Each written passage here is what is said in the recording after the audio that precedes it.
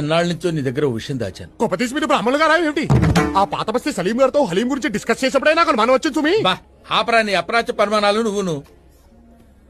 నిన్నో విషయం అడగాలనుందిరా. ఏమిటి? నువ్వు ఎప్పుడైనా ఎవరినైనా ప్రేమించావురా? ప్రేమ? నేనా? మనం కూడా ప్రేమించొచ్చా గురువు గారు? ఏ మనం ఎందుకు ప్రేమించకూడదు? అంటే చరిత్ర చూసుకుంటే సలీము అనార్కలి, రోమియో జూలియట్, ఐలా మజ్ను ఎంతసేపు వాళ్లే ఉన్నారు గాని మన వాళ్ళు ప్రేమించినట్టు ఎక్కడా దాఖలాలు లేదే. చరిత్రదే ఉందిరా, చింపేస్తే చిరిగిపోతుంది. కానీ ప్రేమలా కాదురా. ప్రేమ ప్రేమ ప్రేమ అంటున్నారు. కొంపదీసి మీరేమైనా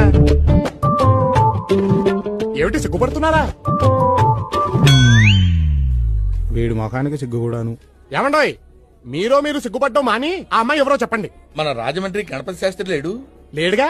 పోయిన పుష్కరాలకి మనిగా మునిగి శవంగా తేలాటగా.